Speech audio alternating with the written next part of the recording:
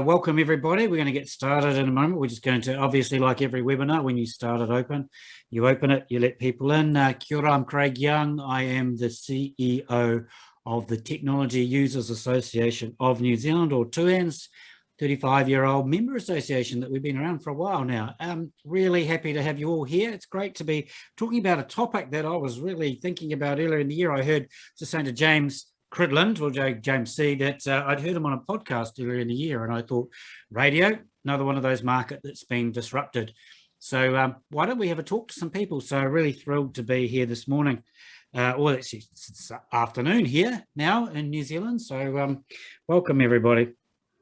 So what we're going to do is we're going to have two speakers. We're going to have James Cridland, who's the radio futurologist. So I'll introduce him in a moment. He'll talk about the future of radio from his perspective. Highly experienced, and I've never heard of a radio futurologist before, but that will be, I'm sure he'll make that clear. And then our friend James Butcher from NZME, or Butch as he's known to himself by the sounds of it, but he'll talk more about that. I thought I'd run a cheeky little poll though to start with. So how about this? I wanted to know where, when you're in the car, because that seems to be a good place to have the radio, what do you listen to? So pick one of the ones that you do the most. Is it broadcast radio for music, broadcast radio for news and talkback, online streaming music, or online podcasts? And I do be careful because it does say the one you do the most. If you're like me, I listen to the radio broadcasts when I'm driving to work, but if I'm driving through the country and not wanting to have to retune my radio, because yes, I don't have one of those ones that automatically tunes to the next station, I listen to a lot of podcasts. So there's a lot coming in there. There's a lot of people listen to the music. Righto. So the other thing to note, people, is this session is being recorded. It will go up on our YouTube channel, and I think we're going to turn it into a podcast as well. And we've been talking about iHeartRadio, so James will talk about that. Oh, well, there's two Jameses. This is confusing. James Butcher will probably talk about iHeartRadio. Anyway, great. Let's get started. So we'll end the polling, and I'll share the results. There you are, everybody. Most of you listen to broadcast radio, some sort of music, but there's a good chunk of you that listen to podcasts. All right. I'm going to introduce James Cridland first. So James is a radio futurologist, a writer, consultant, and public speaker. He's been working in radio and audio since 1989 and launched the world's first streaming smartphone app back in 2005. My goodness me, with Virgin Radio. Part of the team that laid the foundations for the UK radio player. You can obviously hear that he's from the UK. Canada's Vista Radio, Talk Sport, Frontier. It's a long list, and he now lives in Queensland. So I'm going to hand over to James. And just one last thing, people, Q&A, standard webinar. There's a Q&A button at the bottom.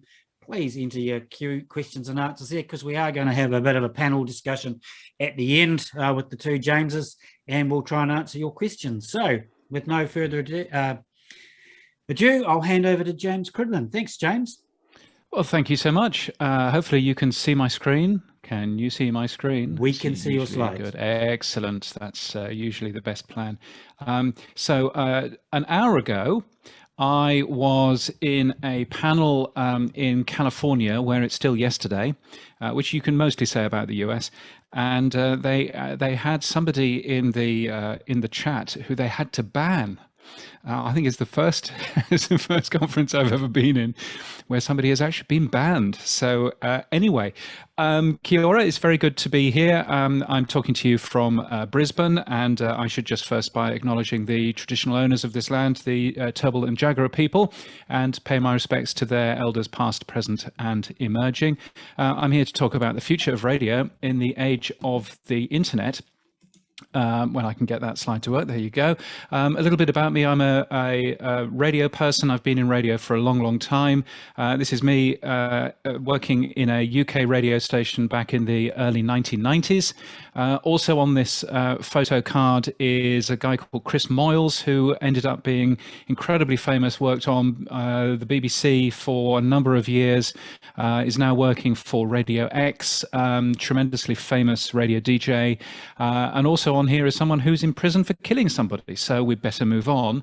I also worked for the original Virgin Radio, looked after their website, looked after what they did in terms of daily podcasts. So we produced the first daily podcast from a radio station back in January of 2005, and also the first mobile phone app, as you've just heard. This mobile phone app, we didn't even know what to call it. We ended up calling it a 3G tuner, but it was the first mobile phone app to stream a radio station. It worked on 3 different Symbian phones. So that was a thing. And now, as you've heard, I'm a radio futurologist. Yes, it is a made-up word, but, you know, why not? Working with a ton of different people from across the world, very much enjoying that, and also putting together a newsletter every single day about podcasts. Paul Spain likes it, so therefore it must be good. You can get that for free at podnews.net. So we're here to talk about the future of radio. And it's probably helpful for us just to focus on this one word, radio, because the radio word is an important one here. Now, some people think that radio is all about AM and FM, but as we'll discover, that I'm not entirely sure that radio is about that. Instead, I think that radio is defined this way now. It's defined as a shared experience. When you listen to the radio, you know that other people are listening to the same thing as you are. It's defined as a human connection. You are listening to human beings, the other end of your radio station. Whether you're listening to News Talk, ZB, whether you're listening to music stations as well, you can hear a bunch of human people that you are connecting with. And it's audio first. That doesn't mean that it hasn't got video or visuals with it, but it's an audio first medium. So that's what I think of as radio. And this fancy transmitter somewhere in the world is just one way of getting radio out to people, but there are plenty of other ways as well. I mean, obviously, it's a bit pointless us talking about radio and radio's future because, as this man, Lord Kelvin, said, radio has no future. He said that in 1899, so I'm not quite sure why we're bothering talking about radio, or indeed using aeroplanes because they're impossible, or indeed X-rays, because X-rays are a hoax as well. It just goes to show, never listen to a radio futurologist. But radio is, of course, dead. I mean, here is a photograph of a Wired magazine from 20 years ago, showing a bullet going through a radio and saying that it was the end of radio.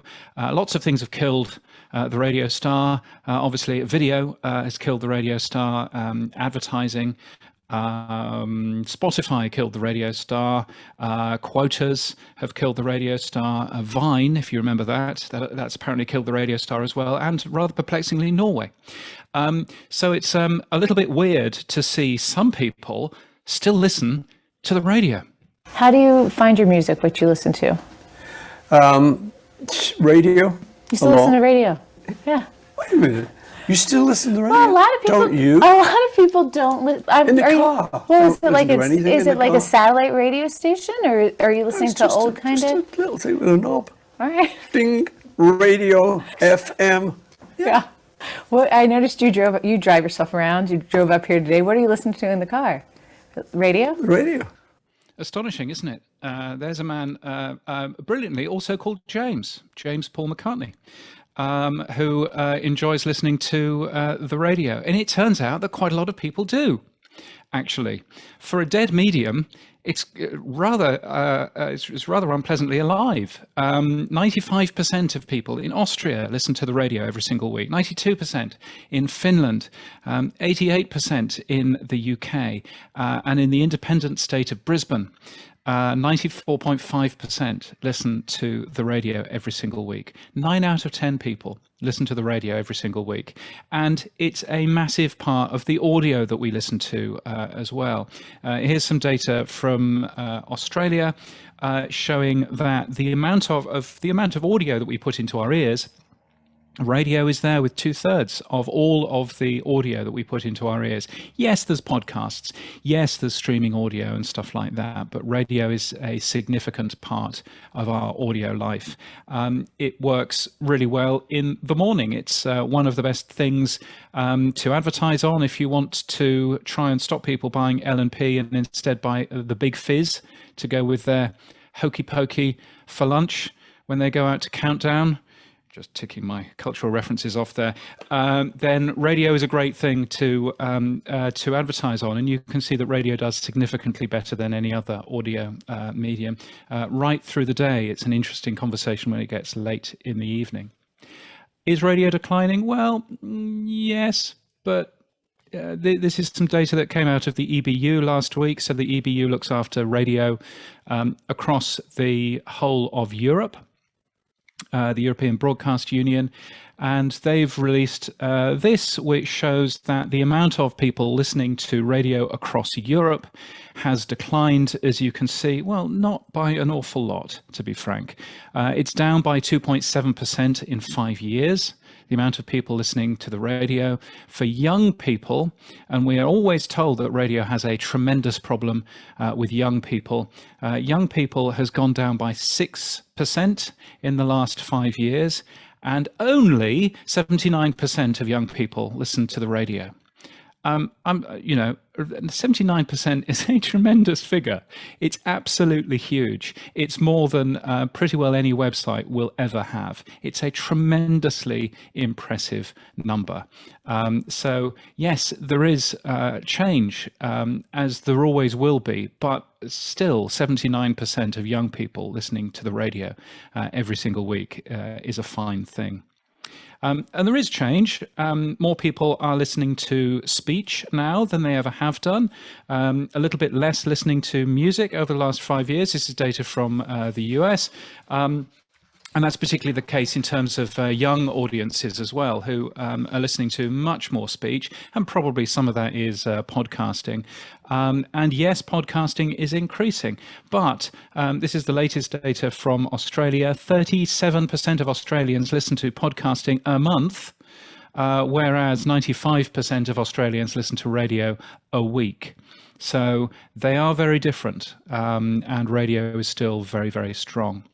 The other thing that I would just very quickly say is that different devices have different behavior as well, and different users. So when you have a look at, for example, audio listening as a whole, old people, 55 plus, use radio for that. Absolutely overwhelmingly. This is data from the UK.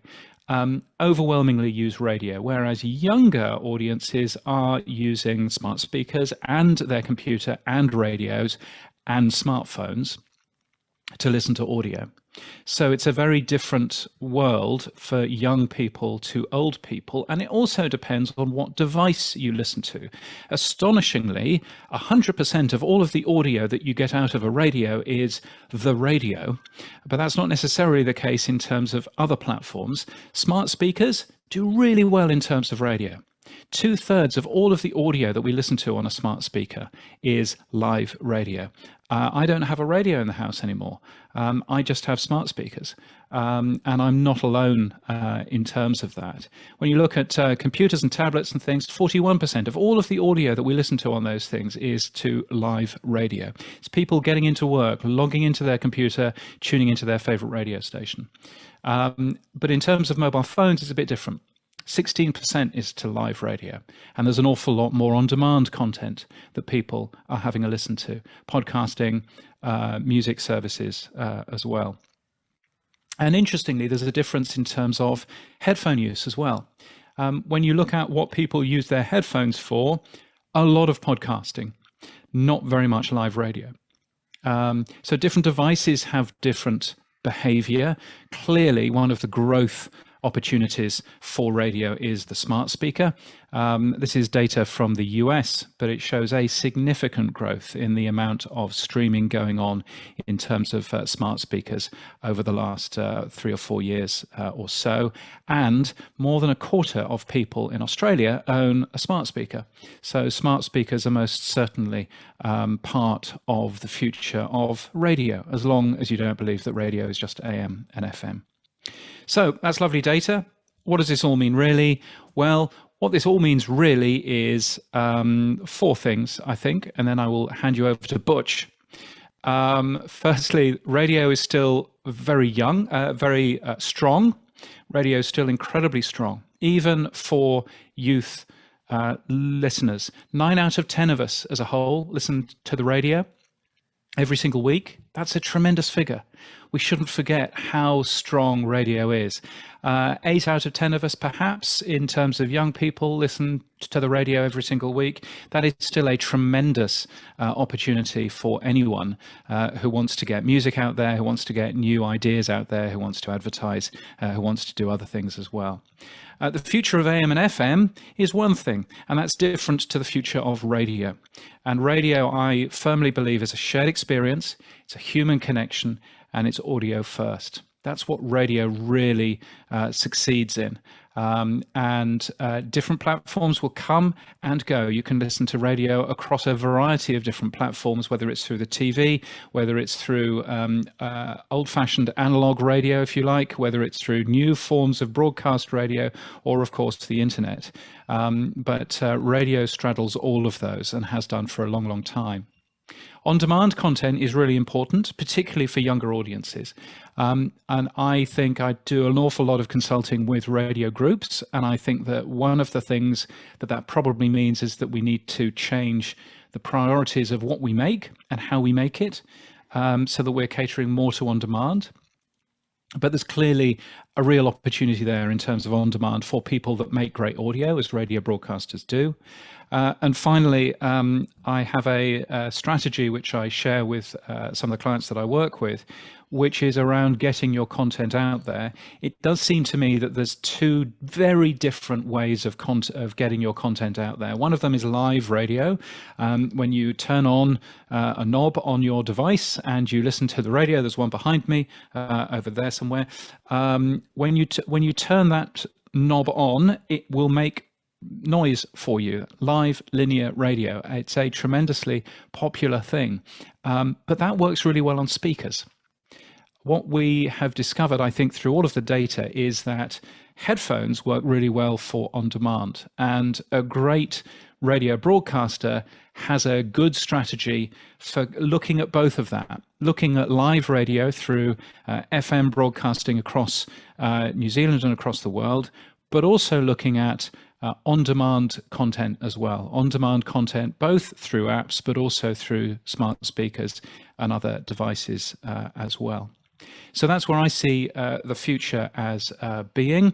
I put together a daily email, which is all about podcasting. It's a podnews.net, which you should get. It's very good and it's free.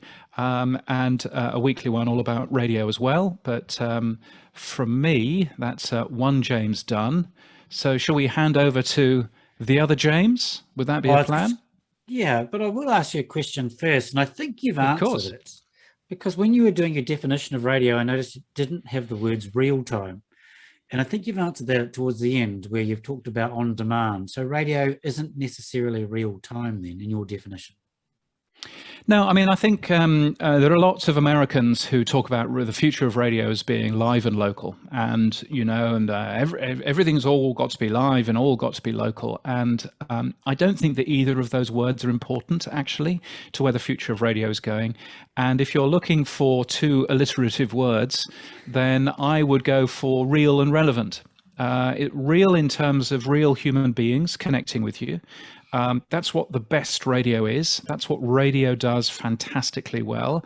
You might not always agree with them, Paul Henry, but nevertheless, you can certainly connect with them. You can understand where they're coming from. So real human beings is really important, and relevant conversation, relevant content is really important. Now, relevant content might be local. It might be talking about what's going on in the car park. It might be talking about, what they're doing with that cable car. But relevant content is also relevant to my life. And, talking about, talking about COVID and talking about masks and everything else is relevant to everybody's lives at the moment. It's still very relevant content. It might not happen to be particularly local. So I think real and relevant is most certainly the future. Live radio, a secret around quite a lot of radio that you hear is that it's not actually live anyway.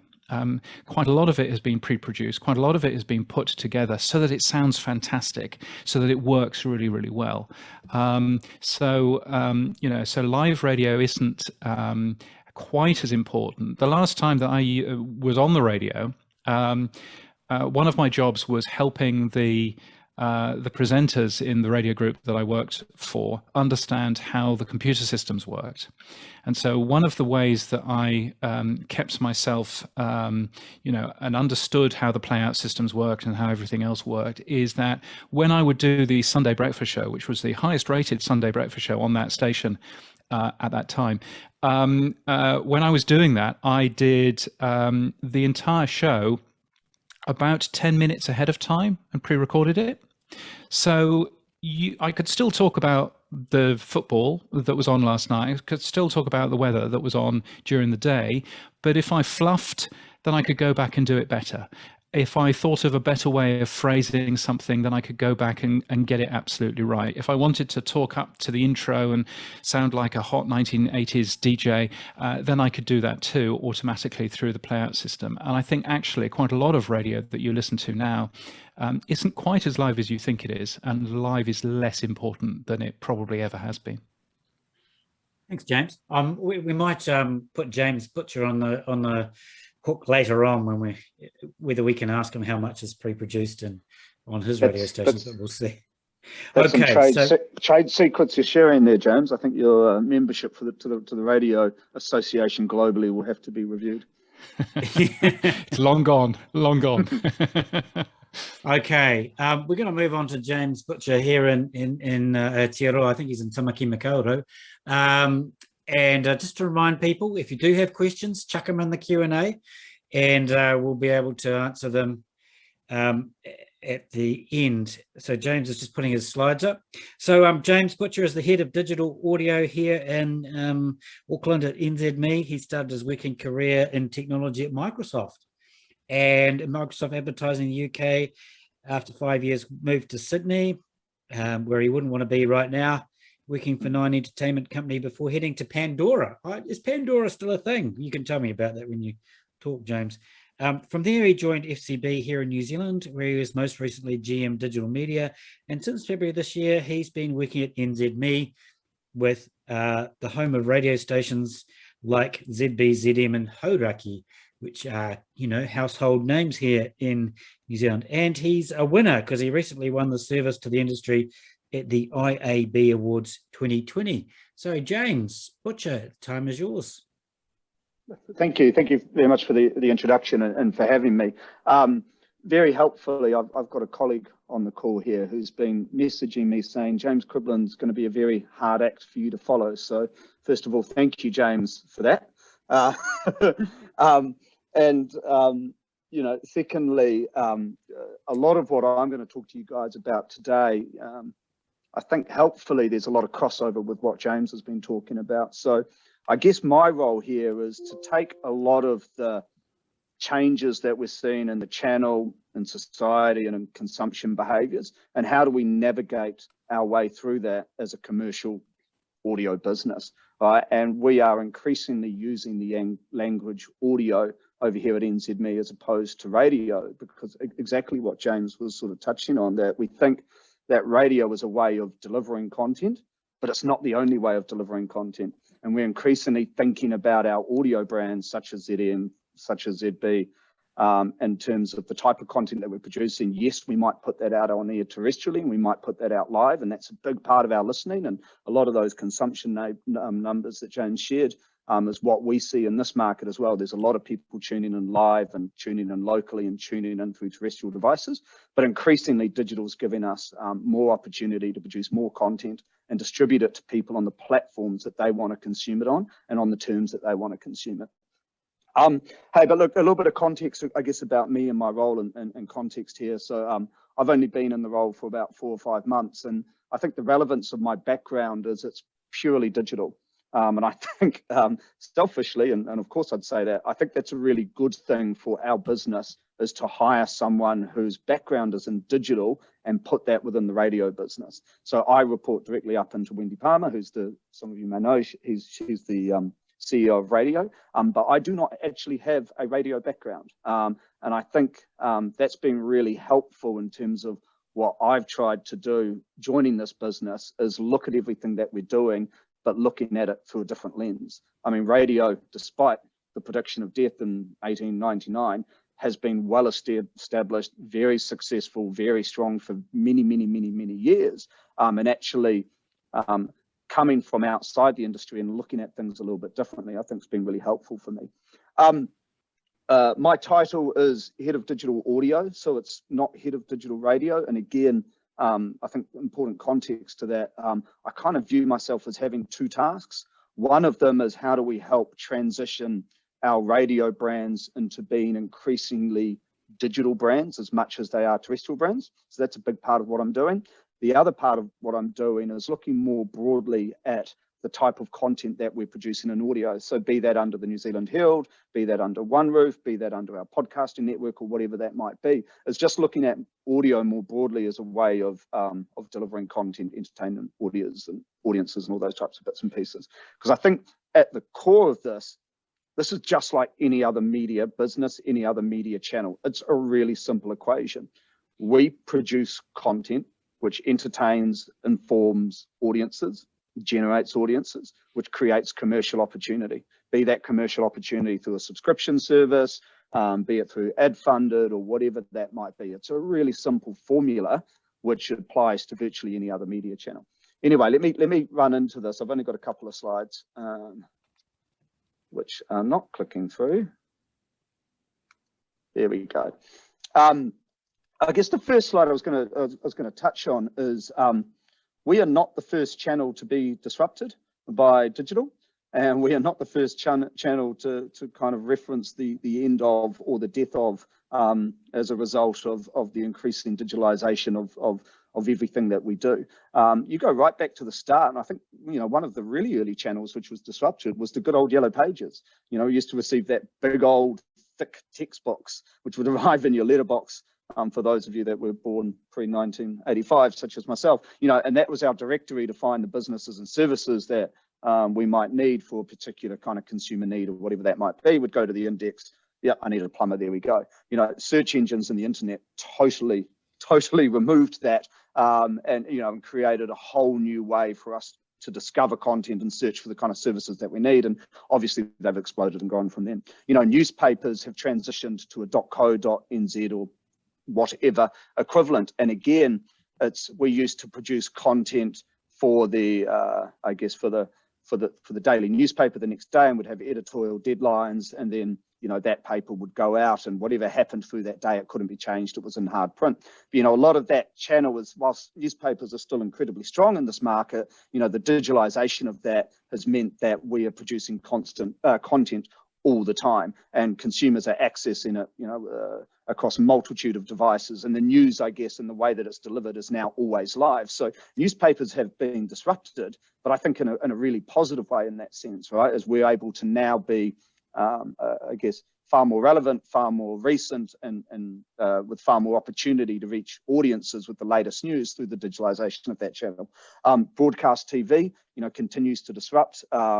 TVNZ, I think, in this market's done a phenomenal job of what they've built with their on-demand platform and their ability to coexist with global subscription services like Netflix, like Disney, like Amazon Prime, etc. They've got a really clear value proposition. It's a beautiful user interface. It's ad funded. It's free. I think there's still a really large appetite for ad funded content in this market. And I think they coexist really nicely on every smart screen in New Zealand. You know that if you want local content, you don't want to pay for it. There's a strong catalogue and there's a good user experience. You might go to TVNZ On Demand and there's a lot of programmed viewing there. But if you want to go into the vortex of a Netflix and look for something which might be global and that you currently pay for, then that's a viable alternative, and you might do that.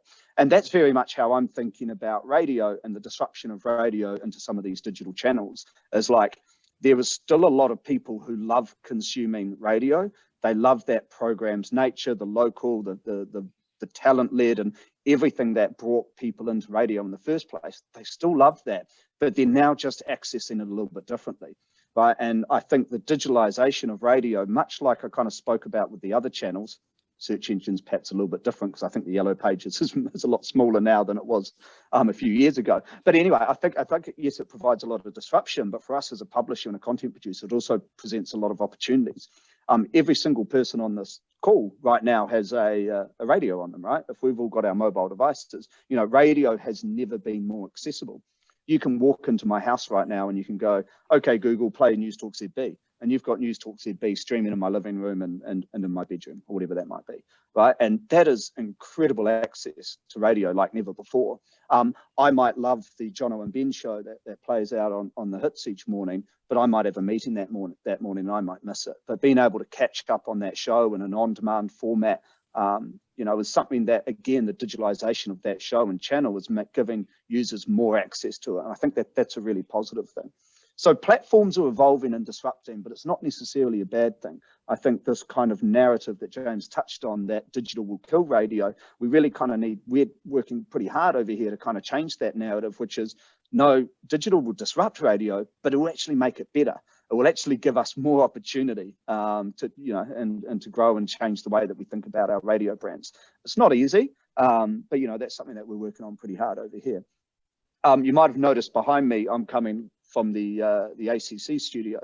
So for those of you who aren't familiar, the ACC is the Alternative Commentary Collective. It is a brand that spun out from underneath Hauraki. They cover a lot of live sports, a lot of sports podcasting, you know, and that is a digital first audio brand, which came off the back of a lot of the talent that existed within Hauraki. And I think it's a really strong example of taking a big terrestrial radio brand, the disruption of digital, and then producing a whole new set of content and opportunity for audiences to engage and therefore brands to be a part of, kind of off the back of that, which digital has really enabled for us.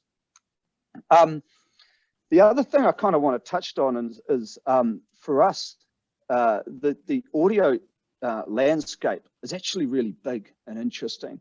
I think I've previously come out of advertising agency, and I've also come out of Pandora, and Craig, yes, Pandora is still around, still very large in the US, although I think slightly less large than they were about 5 years ago. For those of you that don't know Pandora, it is a pure play music streaming service, basically pitched itself as personalized radio. So unlike Spotify, you can't necessarily go in and select a song or select an album. What you would do is you would plant a song or an artist or a genre, and then they would have an algorithm that would curate and program a playlist based on music that had a similar sound and structure and integrity to that type of music that you liked or that seed that you planted. So it was still very much based around radio, in that it was a programmed listening experience. You'd push play and it would off it go, pure play digital, and it didn't have the talent and the show and the hosts integrated into it.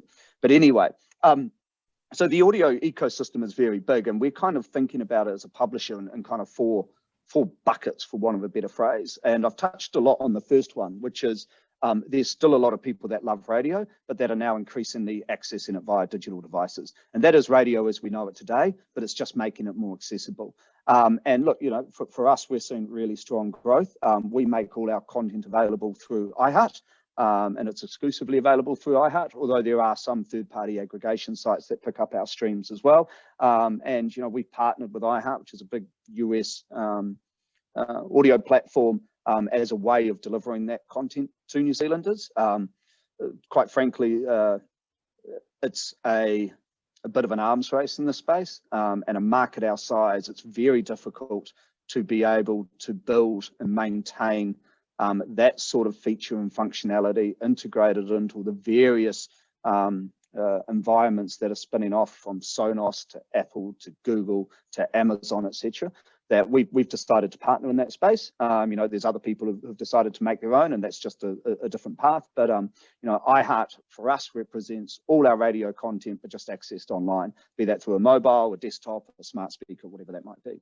Then there's music streaming, right? And there is a lot of people that absolutely do love streaming music. And I think it's important, going back to that TVNZ on demand and the Netflix example, as I think online radio and music streaming can coexist. I think they are not necessarily one or the other. Yeah, we do compete for share of air, but for me, what services like Spotify and what Apple iTunes have done a brilliant job of disrupting is, rather than having to go down to a music store and purchase a CD, I can sit in the comfort of my armchair and just subscribe to a CD. Right? And I could just, you know, play my catalog of music available with me wherever I am, and off I go, and I can start listening to that music. And yeah, we're seeing, you know, that kind of encroaching into that sort of programmed music experience, you know, playlists, Discover Weekly, you know, there's various, you know, talent-led shows that they are bringing into that kind of music streaming experience, which starts to kind of look a little bit like radio, but it is still very different to the content that you would typically consume over a terrestrial radio feed today. You know, our radio is still very much talent-led, it's still locally driven, and it's that kind of push-play programs listening experience, predominantly, you know, particularly around what goes out on the terrestrial feed. The third type of audio content that's going out there at the moment is obviously podcasts.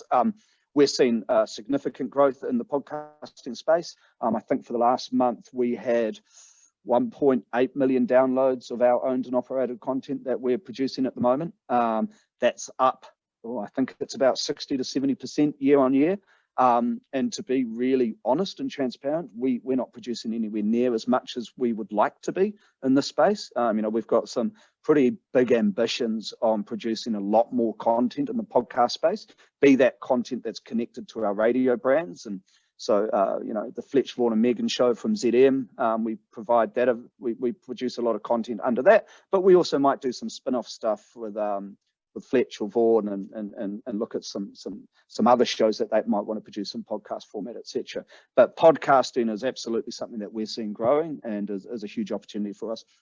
And then more broadly under the audio ecosystem, I've just kind of captured this, what will be next, this kind of catch-all kind of audio as a way of delivering content. I put in social audio there, so Clubhouse is a business that's getting some interest out of America. But for us locally, we're just thinking of audio as a really great way of delivering content. I always think that you learn to talk and listen before you learn to read and write. And it's just such a natural way of communicating. So some of the things that we're looking at the moment is, for example, there's a whole bunch of people who love the New Zealand Herald. They love reading the articles, but lo and behold, it's not particularly safe or wise to read while you drive. And so there's some people who might want to consume some of the Herald, but they want to consume it while they're driving. And we think audio is a really, you know, that sort of text to voice technology is a really interesting way of delivering that content. And it's not just sort of New Zealand Herald content. We're also working with a few brands out there in market and looking at what type of content are they delivering to customers as part of their journey, and is there a way that audio can do a better job of that? So not really podcast, not nearly entertainment, but just more of a way of a really effective way of delivering content. So we're thinking of the audio ecosystem as being much bigger than just radio or music streaming. You know, audio is, we think anyway, is seeing somewhat of a renaissance and is growing. And as a business that produces a lot of content and produces a lot of radio content, we think within this ecosystem that we're in a really good place to grow and continue to evolve and you know, really succeed, I guess, within the context of these 4 content pillars. And the other thing I guess I'd call out is we're seeing a lot of organic growth anyway. So from people accessing our content via our iHeart relationship, we're just seeing natural growth. So what you're seeing up here on the screen is our total listening hours. So it's a combination of the unique number of people we reach times how long they spend with us.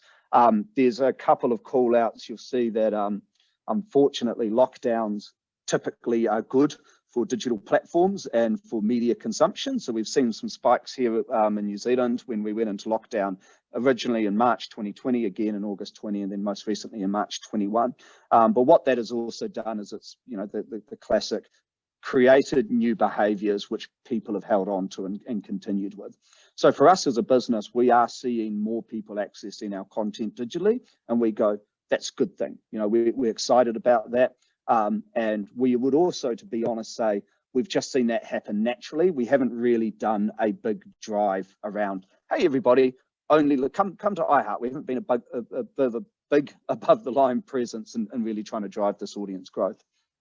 A couple of things just to kind of close off on is I think there's a couple of real challenges for us in the market and for us as a publisher, and particularly in New Zealand, around what our future looks like. What you've got up here on screen is a couple of screen grabs from someone in the UK's phone, actually, which is talking about just the proliferation of or the race to own distribution, should we say. On your right hand side is just a snippet of some of the audio apps that exist and are available for people to consume audio content, right? And there's some stuff in there which is capturing some radio, there's stuff in there which is capturing podcasts, music, audiobooks, etc., etc., etc. So what we're seeing is a real proliferation of content and choice, I guess, for consumers, for want of a better phrase. And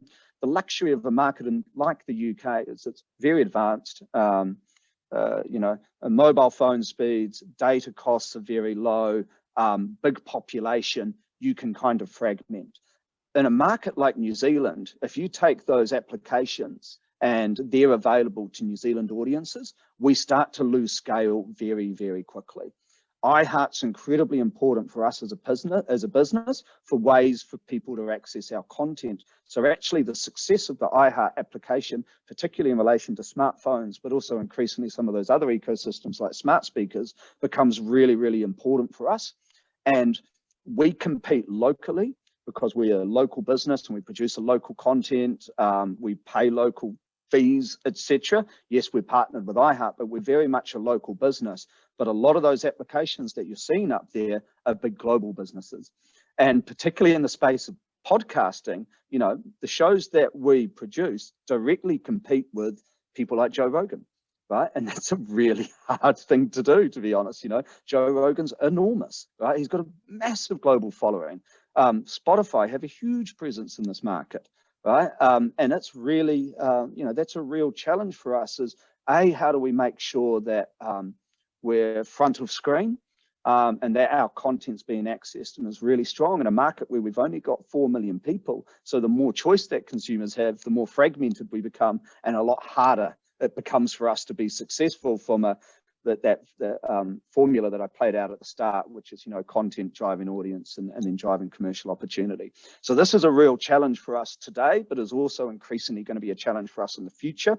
The way that we think that we win and overcome in this space is right back to the original idea of being a radio business, is producing great content that entertains New Zealanders or informs New Zealanders. And we think that's what will drive people, and that's what we're really putting a big focus and priority on over here. A couple of things just quickly before I close off. I think I referenced this a little bit before. We do think that they're seeing a bit of renaissance with audio. This is a study that came out from IPG's investment firm Magna, and they partnered with Spotify.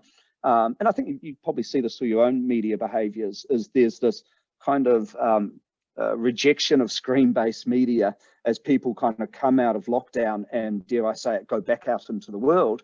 And, when you're going back out to, walk the dog, catch up with friends, drive to the beach house, whatever that might be, the media channel that typically goes with you, the ultimate multitask media, the companion media is radio and is audio. And I think there's this sort of, there's this behavior of people being so scrunched over their screens and their mobiles that people are starting to stop and look back and,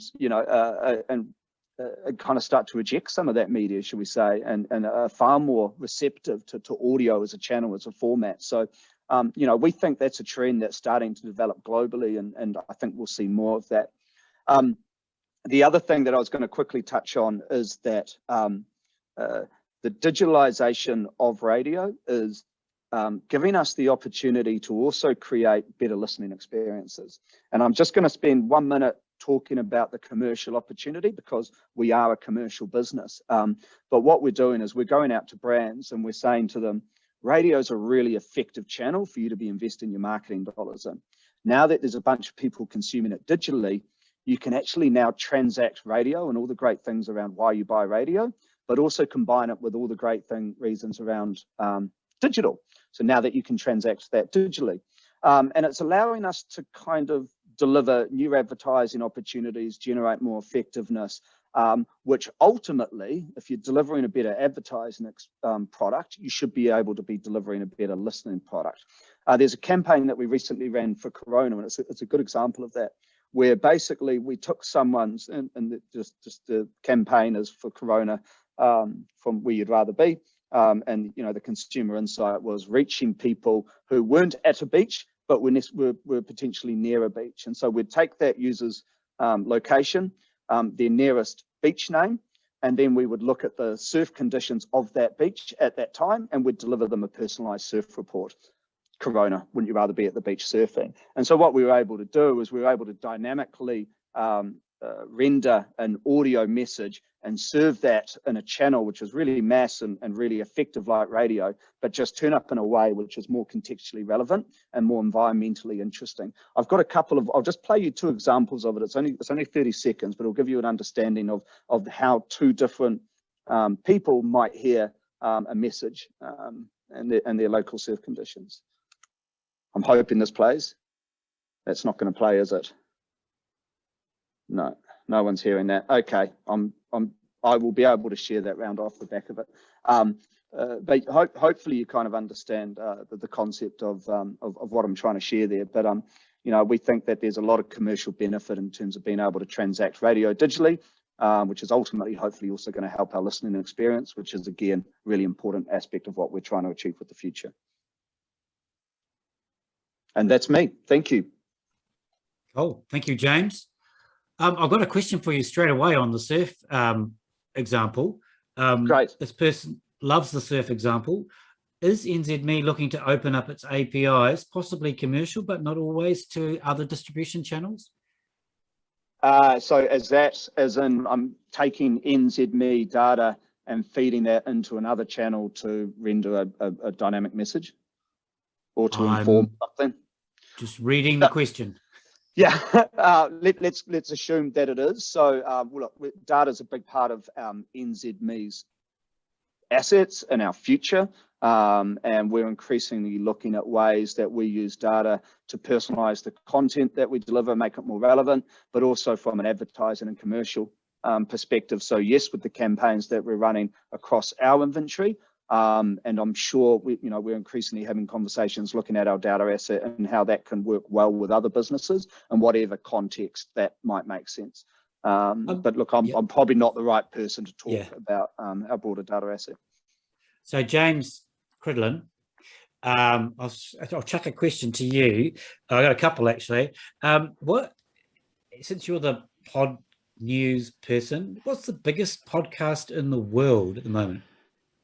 Well, there is no chart like that, rather annoyingly. But from the research, we see certainly the biggest podcast in the US is Joe Rogan, which is a Spotify exclusive, of course, these days. Yeah, I mean, I think what is very helpful actually is when you are in a country like the US that can have its own ranker, and lots of different people can actually take part in that ranker. There's an Australian podcast ranker as well, and so you can actually see that the most popular podcast ranker most popular podcast in Australia is I think it's a true crime podcast on iHeart. So which is always nice. So so those sorts of rankers are very useful, and different countries listen to different shows, it turns out. Because Brené Brown is on Spotify as well, I think, isn't she now? So she's a huge person as Yeah, well. I mean, I think Spotify is interesting. There's they have spent an awful lot of money in terms of exclusive shows and that sort of thing, and that's fine. Joe Rogan apparently cost them $100 million US, which is quite a thing. And the only thing is that actually, in terms of total people listening to him, in terms of his overall, his overall brand, that has actually shrunk, because Spotify is, depending on what data you look at, 20 or 30% of all podcast consumption. It may be a little bit more in some countries, but it's certainly nowhere near as much as, if you were available everywhere. And, so exclusive content doesn't necessarily always translate into a commercial success, although, clearly Spotify is trying to work, as hard as it possibly can do. I noticed that the latest data that Spotify Australia has shared is that they make about 20 million $20 million US a year from free podcast, from free users. So, selling them advertising in there. Of which they've paid a little bit of tax, which is nice. And officially in Australia, they have made nothing from paid for users, which is very strange. I'm a paid user of Spotify. I wonder why they've claimed that to the ATO that they've made nothing. Oh yes, no, I've worked out why. Because all of that money goes through the Netherlands. Brilliant. Oh, right. So, Okay. So there's always that kind of side of it as well. Yeah, sorry. Yeah, go, sorry, James. I'll just one quick point on that. We face the interesting challenge because we're partnered with iHeart and we produce a lot of podcasting content. Are we better off only making our content available on iHeart, which drives iHeart adoption and therefore access to our radio brands, or do we take an audience first approach and make our podcasts available across all platforms, i.e. the Joe Rogan example? So for us currently, we are taking an audience first approach. So we look at all our podcasts and we make it available across all podcatchers. Conversely, iHeart, we also catch other people's podcasts. So we take Radio New Zealand's, we take spin-offs and various other people's. But it is an interesting nuance in the podcasting world anyway. Yeah, James, while you're on there, James Butcher, because this relates to sort of New Zealand as well, but radio ratings. So, I mean, traditionally, that's how you sold advertising, right? Yes. Yes. So how does it work now when you've got multiple platforms? Oh, yeah. Nightmare. Like one of the hardest things we face. I'll be really honest with you. So it's a real hard thing for a lot of people in radio to kind of get their heads around that. You place a spot, whoever's listening hears it. When you're streaming something digitally, someone has to be listening, and then there's an opportunity for us to call an ad and insert that ad. So just how we deliver advertising is very different. The other thing is, radio survey is based around diary, claim listenership. What did you listen to? How long did you spend listening to it? Tick, tick, tick, tick, tick. Digital listening is basically based off the device streaming a piece of content. We have no idea how many other people are in the room that are listening to that stream at that point of time. Yeah. So we're really, really struggling at the moment to take radio currency, which is based off GfK survey, and start looking at how do we deliver audiences digitally and how do we manage that kind of currency and measurement. We're working very actively at an industry level, so with the RBA and alongside MediaWorks to try and get our head around that. But it's also a bit difficult for us because there's other people in audio that are just not invested in this space, YouTube, Spotify, all those various other players, and they'll just go off and do their own CPM thing and they'll sell, and not necessarily particularly transparently either. So it's a real tough thing for us as an industry, and we want to get it right, but it's not easy. Yeah. James Cridlin, this question came in quite early on your presentation, but the internet and proliferation of devices has certainly shifted listening patterns. How do the changes in radio stats compared to TV stats, particularly traditional terrestrial or broadcast TV? Yeah, Vaughan, I mean, it's an interesting question, and thank you for asking it. I mean, I think, both media, both forms of media, radio and TV, are seeing, a lot of change as people consume media in different ways. I mean, the information that I see seems to show that television, again, it breaks down in terms of the different types of content of TV. Obviously, the Olympics is doing fantastically well for live TV right now, but something like Game of Thrones doesn't need to be live. Something like Game of Thrones you can watch whenever you want to watch it, and so that's clearly having having an effect on TV consumption. But again, we're still seeing lots of people using the TV, tuning into television every single night. We're not seeing a tremendous collapse in terms of live linear TV. That is still there, as live radio is. But of course, we are seeing other ways of consuming some of that content. And I think, this is the overarching story, is that it's not a binary conversation. It's not one or the other. It's that actually, in a very habitual world as media consumption is, it's gradual, slow and gradual change. And in quite a lot of times, it's actually additive as well. If you talk to the folks at Spotify, they were a bit worried when they started putting podcasts into the app, because they thought that fewer people would be listening to music. That actually hasn't happened. The same amount of music listening happens in the Spotify app now than it always has done, and all of the podcasting consumption is on top. So we're actually seeing, an additive world rather than something that takes away, which I think you can probably go along with a TV in that as well. Yeah. Hey, look, I've got lots more questions, but I'm going to ask you one more each. First to James Gridland. You talked about, because James Butcher is really coming from a commercial radio background. Let's just define it roughly like that. And you talked about this local and live, not necessarily local and live, but what about, so the things you've been talking about, the future radio, does that apply to like community radio or specialized radio, like religious programming? I want to say sports program, but I'm going to put up a poll in the moment to really just annoy Mr. Butcher. But yeah, what do you think? Does it apply to that sort of radio as well?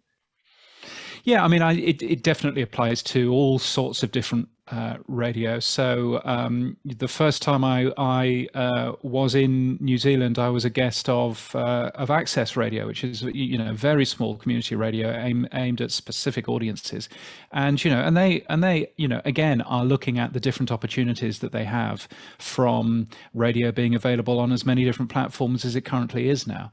And I think, that's particularly exciting for them too, to work out, does the Polish hour, which is on Wednesday afternoon at 3, is there something better to make that Polish hour available on demand as well as live, but you have to set your alarm, because otherwise if you miss it, then you're into the Kazakhstan hour at 4 o'clock, so I mean, all of that kind of stuff is really useful for them. And in the same way, I was a director of a radio station here in Brisbane for the last year or so, called Reading Radio. And what Reading Radio does, it's a specific license here to literally read out the newspaper for people that don't that have trouble with the printed word. And again, a lot of people are now consuming that on DAB Plus radio, which we have over here, as well as on FM, as well as online. So I think that there are real opportunities as we move forward for all sorts of radio. And RNZ, I think, has really shown that if you jump into this with both feet, you really focus on on-demand content, you focus on getting your content out to as many different places as possible, whether it's stuff.co.nz, whether it's other things as well. Make sure that your content is on as many different touch points with your audience. That's great. And I think if we think of commercial radio as essentially the same, it's telling stories, and they may be telling stories about brands, but they're still telling wonderful stories that we want people to hear. Yeah, thanks, James. And your comment about Radio New Zealand sort of leads me to the last question for Mr. Butcher. But I mean, Radio New Zealand alive at their 5 o'clock in the evening news show is video as well now these days, and you can see it on multiple channels. But the last question to you, James Butcher, is on the question and answer, not to pry into your strategy too much. Keen to hear on your thoughts on video-based content. Is there more of a focus on audio because this is where the demand sits? We are a big publishing and complicated business, right? So we have the New Zealand Herald, we have One Roof, we have Driven, we have Grab One, we have a whole host of radio brands, we have the iHeart platform. I'll talk a little bit from my lens, a little bit from the business. Like I said, I'm a huge believer in audio, just as a great way to listen to stories, to consume content. I think it's effective. I think it's a great place for publishers and for brands and for listeners to be. So, you know, I'm a little bit biased, and I think, you know, that we're in a really good place to dominate and grow within that kind of evolving and changing audio landscape as a business that produces a lot of audio content under our radio brands. Having said that, we obviously produce a lot of editorial and news content under the NZ Herald. There is huge demand in this market for high quality being the operative word, video inventory from advertisers. Video inventory is difficult to generate and expensive, but also the advertising is quite hard to manage. It can be quite intrusive, and it can be quite hard to scale. But there is a lot of advertiser demand for that. I also just think it never hurts to just take a user-first approach. What is your piece of content? How is someone consuming it? Is it best for video, or is it best for audio, or is it best for both? Can it work in both? Can you do video and audio? And I think sometimes businesses who are as big and complex as ours can chip over their feet a little bit with a sort of a binary we're doing one or the other. And it's like, well, actually, what do people who consume our content want? Let's start there, and if you know, if you get it right with your users, the money will come, right? Because brands will go where your audiences are. And I would sort of jump in and just say that there's a big company in the US called Tegna that runs a lot of local TV networks, and they bought a podcast network last year called the Locked On Podcast Network, which does sports podcasts. And they've been very clever in taking audio first content like a sports podcast, but also filming it, also doing it in TV studios, so that they can still put these shows out as audio first podcasts, but they also happen to have great video on them, which means that they can add them to their TV apps. They can broadcast them on the TV, you know, sometimes as well. And I think you know, as we move into a very multi-platform world, my suspicion is that companies like NZME that have both radio and TV assets are in a great position, because, you know, radio, TV and print means that you've got the very best, the specialists in all three of those areas that you can then take and cross-pollinate and make your content work on as many different platforms as you possibly can, which is a fantastic thing. I'm glad to talk about sport. ACC are doing a great job of that at the moment, right? You can listen to their commentary via the yellow button on Sky. There's all their watch-alongs. They produce a lot of video content, which originally, you know, they started out as a podcast in an audio business. But you're absolutely right, James, and I think the ACC guys do a brilliant job of that. Go sport. I'm glad you brought up sport, because I'm going to launch my last poll, which will show you where my interests lie. And just talking about the content, I mean, I'm a big listener of a podcast called This Week in Tech, and Leo Laporte does that live to video. You can and audio at the same time. You can then watch it later, or you can listen to it later as well. So, so that's a really interesting scenario. Look, I just want to say thank you to everybody. We've run over time. I could still go. I've got lots more questions written down, but really thank you, James Cridlin, for giving us your morning in Brisbane. And you're not in lockdown in Queensland at the moment, so that's good. Is that a threat? No, we don't want to even talk about it. I was going to ask people about the COVID-19 announcements, but James Butcher did show on his chart the bumps in those times, and James Butcher for giving up your lunchtime as well. Thank you, James. So and thank you everyone for listening. This will be on YouTube probably in the next day or so. It will be on our podcast channels, Apple, Google, Spotify, and soon to be iHeartRadio as well. So thanks very much, everybody. Thank you. Yeah, Matiwa.